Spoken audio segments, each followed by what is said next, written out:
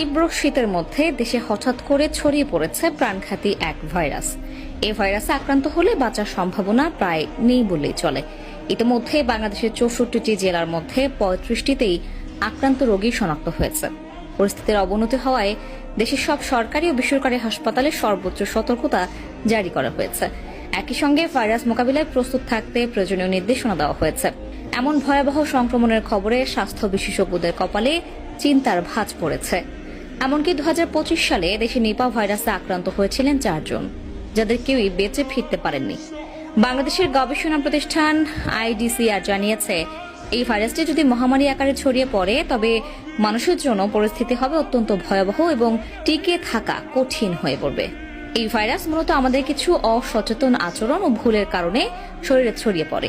তাই নিজের ও পরিবারের নিরাপত্তার জন্য ভিডিওটি সম্পূর্ণ দেখা জরুরি এবং সচেতনতা ছড়াতে শেয়ার করুন। বর্তমানে নিপা ভাইরাস সংক্রমণের ঝুঁকিতে থাকা দেশগুলোর মধ্যে বাংলাদেশ অন্যতম। সর্বশেষ একজন রাজশাহী মেডিকেল কলেজ হাসপাতালে চিকিৎসাধীন অবস্থায় মারা যান। রোগতত্ত্ব, রোগ নিয়ন্ত্রণ ও গবেষণা প্রতিষ্ঠান IEDCR জানায়, 2024 সালে দেশের নিপা ভাইরাসে মোট 6 জনের মৃত্যু হয়। ওই বছর ভাইরাসটিতে আক্রান্ত হন 6 জন। গত বুধবার অনুষ্ঠিত নিপা ভাইরাসের বিস্তার ও ঝুঁকি বিষয়ে মতবিনিময় শীর্ষক এক সভায় তথ্য জানানো হয়। সভায় IEDCR এর বৈজ্ঞানিক কর্মকর্তা শারমিন সুলতানা বলেন, প্রতি বছর শীতকালে বাংলাদেশে নিপা ভাইরাসের প্রকোপ দেখা যায়। এটি একটি অত্যন্ত মারাত্মক রোগ সৃষ্টিকারী ভাইরাস। নিপা ভাইরাসে আক্রান্ত প্রায় 72% রোগীর মৃত্যু ঘটে। দেশে সাধারণত শীতকালে কাঁচা খেজুরের রস পান করার মাধ্যমে মানুষ এই ভাইরাসে আক্রান্ত হয়। এছাড়া প্রায় 28% ক্ষেত্রে একজন থেকে অন্যজনের মধ্যে সংক্রমণ ছড়িয়ে পড়ে।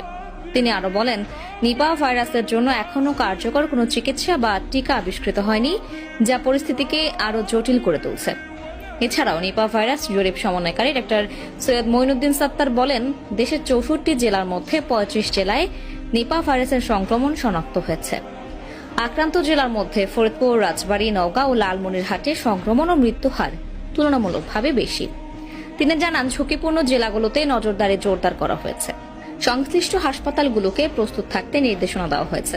সভায় নিপা ভাইরাসের সংক্রমণ প্রতিরোধে জনসচেতনতার উপর গুরুত্ব আরোপ করা হয়। এ সময় বক্তারা বলেন, এক্ষেত্রে গণমাধ্যমের ভূমিকা অত্যন্ত গুরুত্বপূর্ণ।